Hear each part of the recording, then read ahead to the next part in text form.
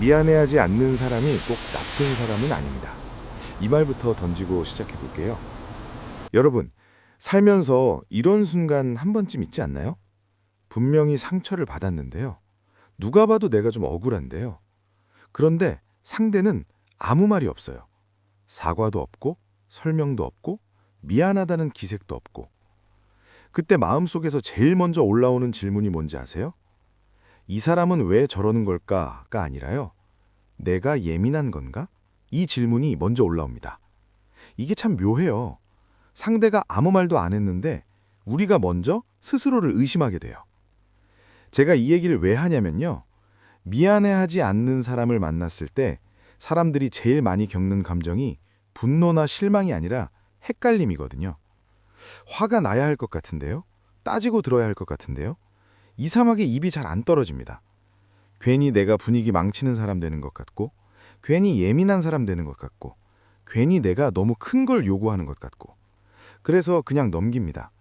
웃어 넘기고, 이해해주고, 혼자 삼켜요. 그리고 나중에 아주 이상한 방식으로 타집니다. 말투가 날카로워지거나, 거리감이 생기거나, 어느 날 갑자기 연락을 끊거나. 여기 계신 분들 중에 나는 뒤끝 없는 사람이라서요. 이 말 자주 하는 분들 계시죠? 근데 솔직히 말하면요. 뒤끝이 없는 게 아니라 말을 못한 거였던 경우가 많아요. 이상한 게 아닙니다. 정말로요. 사람은요. 사과를 못 받으면 자기 감정을 제대로 놓아주지 못합니다. 그 감정이 어디로 가냐면요. 안으로 들어와요. 그러다 보면 어느 순간 상대보다 자기 자신한테 더 엄격해집니다. 여기서 중요한 건요. 미안해하지 않는 사람을 만났을 때 우리가 제일 많이 하는 착각 하나가 있습니다. 그 사람은 원래 무례한 사람이다. 이렇게 단정해버리거나 아니면 그 사람은 원래 그런 스타일이니까 이렇게 포기해버리거나. 근데 현실은 그 사이 어딘가에 있는 경우가 정말 많아요. 심리학에서는요. 사람이 사과를 못하는 이유를 몇 가지 방향으로 봅니다. 이걸 굳이 외우실 필요는 없고요.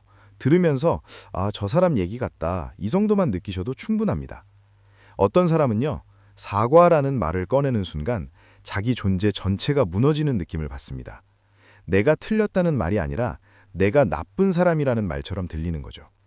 어떤 사람은요. 감정을 다루는 언어 자체가 없습니다. 미안하다, 서운했다. 그 단어들이 머리에는 있는데 입으로는 안 나옵니다. 어떤 사람은요. 어릴 때부터 사과하면 진다고 배웠습니다. 사과하는 순간 혼나고 무시당하고 더 공격받았던 기억이 있어요. 그래서 몸이 먼저 반응합니다. 입을 닫고 고개를 들고 아무 일 없다는 얼굴을 합니다. 여기서 중요한 건요. 이게 상대를 이해하라는 말은 아닙니다. 참으라는 말도 아니고요. 다만 우리가 겪는 이 불편함이 내가 예민해서 생긴 문제가 아니라는 걸 먼저 짚고 가자는 겁니다. 제가 예전에 일하던 직장에서 정말 이런 상사가 한 분 계셨어요. 말 한마디가 참 거칠었어요. 회의 중에 그건 아닌 것 같은데요? 이 한마디면 끝날 걸 굳이 사람 이름 부르면서 비꼬고 웃으면서 찌릅니다. 회의 끝나고 나면 다들 기분이 묘해져요. 근데 그분은 늘 아무 일 없다는 얼굴이었어요. 나중에 누가 조심스럽게 얘기하면 그 정도 가지고 이 반응이 돌아옵니다. 그때 저는요. 정말 스스로를 많이 의심했어요. 내가 너무 예민한가? 사회생활이 아직 덜 됐나? 이 정도는 그냥 넘겨야 하나? 그러다 어느 날 후배 한 명이 퇴근하면서 작게 말하더라고요. 선배, 저만 그런 거 아니죠? 그 말 듣는 순간 이상하게 마음이 풀렸어요. 내가 이상한 게 아니었구나. 가족 관계에서도 비슷합니다.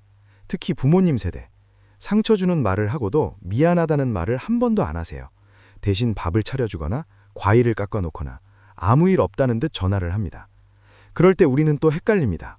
이걸 받아줘야 하나? 거절하면 내가 너무 냉정한 건가? 연인 관계에서는요, 더 복잡해집니다. 서운하다고 말하면 상대는 방어부터 합니다. 그래서 내가 뭘 그렇게 잘못했는데 대화가 아니라 재판이 열립니다. 이런 상황이 반복되면요, 사람은 점점 말을 줄입니다. 설명하는 걸 포기하고 기대하는 걸 접고 혼자 정리합니다. 여기서 하나 고백을 좀 해볼게요. 저도요, 미안하다는 말을 잘 못하던 사람이었습니다. 지금은 이렇게 말하고 있지만 예전에는 사과해야 할 상황에서도 머릿속이 허해졌어요.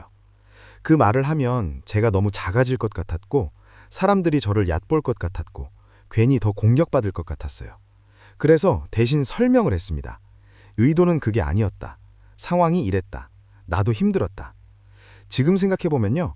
사과를 안 한 게 아니라 사과를 못 한 거였어요. 그러다 어느 날 가까운 사람이 조용히 그러더라고요. 너는 항상 맞는 말만 해. 근데 내 마음은 한 번도 안 묻더라. 그 말이 정말 오래 남았습니다. 그때 알았어요.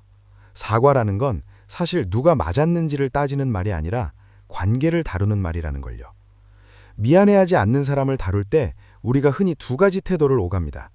하나는요, 끝까지 버티는 사람. 언젠가는 저 사람이 변하겠지. 언젠가는 알아주겠지. 다른 하나는요, 아이의 마음을 닫는 사람. 기대 안 하면 편하니까.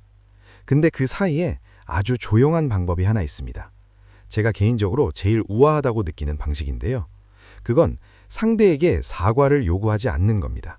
대신 내 감정을 사실처럼 말하는 거예요. 비난도 아니고 설명도 아니고 판결도 아니고요. 그냥 그때 그런 말 들었을 때 나는 좀 작아진 느낌이었어요. 이 정도. 상대가 어떻게 반응하든 그건 그 사람의 몫입니다.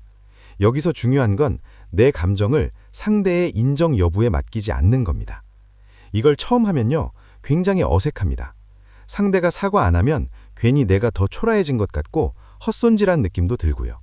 근데 이상하게 이 방식은 나를 덜 망가뜨립니다. 미안해하지 않는 사람을 억지로 바꾸려는 싸움에서 빠져나오고 나 자신을 증명해야 하는 자리에서도 내려옵니다. 그 사람은 여전히 사과를 안 할 수도 있어요. 그렇다고 내 감정까지 없는 일이 되지는 않습니다. 오늘 집에 돌아가면서요, 아주 작은 장면 하나만 떠올려 보셔도 좋습니다. 괜히 마음에 걸렸던 말, 웃고 넘겼지만 남아있던 장면. 그리고 이렇게 한 번만 말해보세요. 크게 결심할 필요도 없고 완벽하게 말할 필요도 없습니다. 그때 나는 좀 불편했어요. 이 정도면 충분합니다. 그 말을 하고 나서 상대가 변하지 않아도 괜찮습니다. 이미 하나는 변했거든요. 내가 나를 대하는 태도요. 오늘 이 강연에서 제가 계속 돌려서 말한 한 가지가 있습니다. 미안해하지 않는 사람을 어떻게 다룰 것인가 보다 그 상황에서 내가 나를 어떻게 대할 것인가. 사과를 못 받았다고 해서 내 감정이 틀린 건 아닙니다. 그 감정을 느낀 내가 문제인 것도 아니고요. 그냥 그 자리에 있었던 사람의 반응이었을 뿐입니다. 그걸 조용히 인정해주는 순간 관계는 그대로일지 몰라도 당신은 조금 덜 아플 겁니다. 저는 그게 우아함이라고 생각합니다.